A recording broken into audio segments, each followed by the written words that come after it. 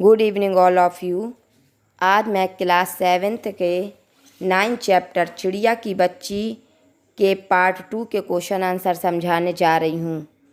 कहानी के अंत में नन्ही चिड़िया का सेठ के नौकर के पंजे से भाग निकलने की बात पढ़कर तुम्हें कैसा लगा? 40, 50 या इससे कुछ अधिक शब्दों में अपनी प्रतिक्रिया लिखिए। तो इस क्वेश्चन में बताया है कि नौकर के पंजे से नन्ही चिड़िया के भाग निकलने की बात पढ़कर माधव दास के कपटी स्वभाव के बारे में पता चलता है। जब जो नन्ही चिड़िया थी, जब उसके नौकर के पंजों से बाहर निकलती है, भाग निकलती है, तब पता चलता है कि माधव दास के मन में क्या भरा हुआ था। मतलब यानी कि उसके मन में कपट भरा हुआ था। वो चिड़िया को अपना गुलाम बनाना चाहता था।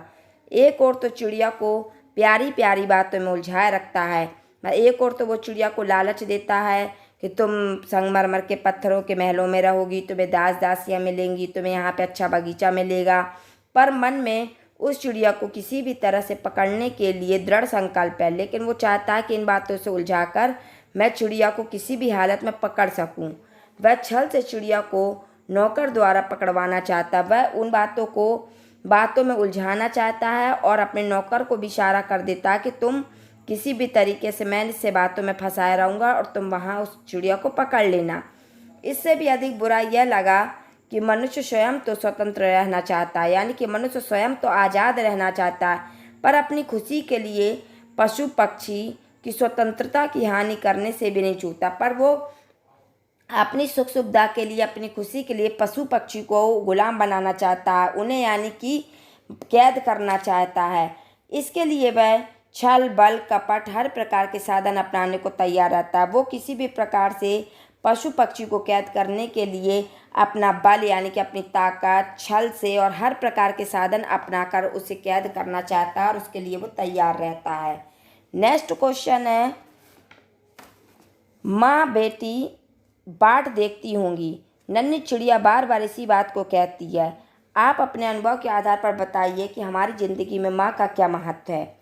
तो यहाँ पे बताया है कि हमारी ज़िंदगी में माँ का महत्वपूर्ण स्थान है। मतलब हमारी माँ है, हमारी ज़िंदगी में बहुत एक अहम स्थान रखती है। माँ दुख सुख में सदा अपने बच्चों के साथ रहती है। माँ हमारे जीवन के सभी परेशानियों को दूर करते हुए सारे दुखों और कष्टों को स्वयं झेल जाना चाहती है। जब हमारे जीवन में कोई दुख परेशानी आती है तो माँ चाहती है कि वो सारे दुख और कष्टों को अपने ऊपर ले ले और मेरा बच्चा लेकिन सुखी रहे। हमारा पालन पोषण करती है, हमें सभी सुख सुविधाएं उपलब्ध कराती है तथा दुख की घड़ी में धीरज बंधाती। जब हमें कोई परेशानी होती है तो वो हमें हिम्मत भी बंधाती है। माँ का प्यार और आशीर्वाद बच्चे की सफलता में योगदान देता है। मतलब जब भी बच्चा तरक्की करता है या तो उसकी माँ का प्रेम और उसका आशीर्वाद ही उसकी सफलता में आगे आ जाता है, यानी कि योगदान देता है, उसको आगे बढ़ने में सफलता प्राप्त कराता है।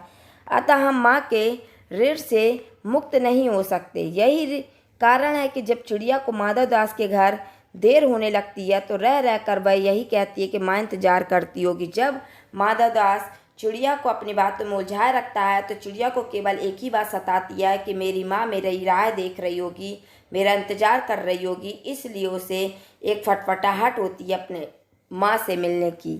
नेक्स्ट क्वेश्चन है, इस कहानी का कोई और शीर्षक देना हो तो आप क्या देना चाहेंगे और क्यों? तो इस कहानी का अन्य शीर्षक सबको प्यारी माँ, यानी क्योंकि दुनिया में माँ के प्यार जैसा निस्वार्थ प्यार किसी का नहीं होता। माँ बिना किसी स्वार्थ के अपने बच्चों से प्रेम करती है। उसके मन में कोई कपट, कोई छल नहीं होता जब वो अपने बच्चों को प्रेम करती है। इसके अलावा जो सुख माँ की गोद में मिल सकता है वह अन्य कहीं नहीं मिल सकता। मतलब वो जो सुख अपनी माँ की गोदी में या जो हमारी माँ हमारी देख रेख कर सकती है वो अन्य कोई लोग नहीं कर सकते, ना वो सुख हमें कहीं और प्राप्त हो सकता है। अब मैं आपसे कहानी से आगे के क्वेश्चन बताऊंगी कि इस कहानी में आपने देखा कि वह चिड़िया अपने घर से दूर आकर भी फिर अपने घोंसले तक वापस पहुंच जाती है। मधुमक्खियाँ, चींटियाँ, ग्रह नक्षत्रों तथा प्रकृति की अन्य विभिन्न चीज़ों में हमें एक अनुशासनबद्धता देखने को मिलती है। इस तरह के स्वाभाविक अनुशासन का रूप आपको कहाँ कहाँ देखने को मिलता है, उदाहरण देकर बताइए। तो इस प्रकार का अनुशासन मुझे पशु पक्षियों में देखने को मिलता है। जैसे पशु पक्षी दिन भर कहीं भी घूमें, कहीं भी विचरण करें, लेकिन जब शाम होती है तो वे अपने अपने घर को लौट जाते हैं। यानी कि जैसी शाम होती है तो पशु पक्षी अपने घर को वापस चले जाते हैं। जैसे सूरज जो प्रकृति से प्राप्त है, सूरज अपने निश्चित समय पर निकलता है और निश्चित समय पर डूबता है। वह एक दिन के लिए भी अनुपस्थित नहीं होता। वो ये नहीं है कि आज मतलब किसी भी दिन नहीं आए, नहीं निकले। उसी प्रकार से चंद्रमा की भी यही स्थिति होती है और तारों की भी। वो अपने समय पर निकलते हैं और अपने समय से ही डूबते हैं। दिन रात का भी वही क्रम होता है। प्रकृति में दिन रात का एक क्रम बना हुआ है, इसमें थोड़ा भी परिवर्तन नहीं होता। यानी कि रात के ढलने के बाद दिन आता है और दिन जब पूरा हो जाता है तो रात आती है। यानी कि ये क्रम बराबर चलता रहता है। ये सारी चीज़ें हमें यानी कि ये अनुशासन प्रकृति से ही प्राप्त होती है और ये अपने समय पर निकलते और डूबते हैं। नेक्स्ट क्वेश्चन है, सोच कर लिखिए कि यदि सारी सुविधाएं देकर एक कमरे में आपको सारे दिन बंद रहने को कहा जाए तो क्या आप स्वीकार करेंगे? आपको अधिक प्रिय क्या होगा, स्वाधीनता या प्रलोभन वाली पराधीनता? प्रलोभन यानी कि लालच वाली गुलामी।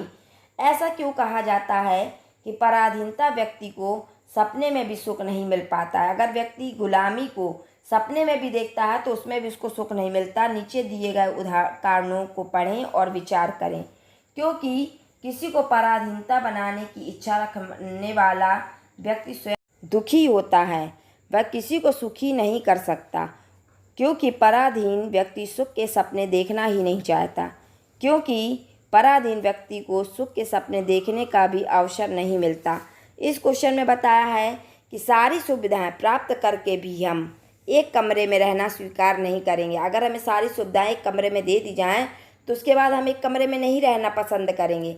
हमें सदा स्वाधीनता ही प्रिय होगी, हमें सदा स्वतंत्रता ही प्यारी होगी, ना लालच वाली पराधीनता। अगर हमें कोई लालच दे और बोले कि एक कमरे में तुम बंद रहो दिन भर के लिए, तो तुम्हें वो चीज़ पसंद ही नहीं आएगा। क्योंकि पराधीनता का अर्थ है पर के अधीन, यानी कि दूसरों के अधीन। इसका अगर हम संधि विच्छेद करें तो होगा कि पर के अधीन, यानी कि दूसरों के अधीन, अर्थात अपनी इच्छा से नहीं दूसरों की इच्छा से कार्य करना। यानी कि जब हम दूसरों के अधीन हो जाते हैं, गुलाम हो जाते हैं, तो हम उसके अधीन हो जाते हैं और उसकी इच्छा के अनुसार ही हमें काम। आई होप कि आपको ये चैप्टर अच्छे से समझ में आ गया होगा। Thank you.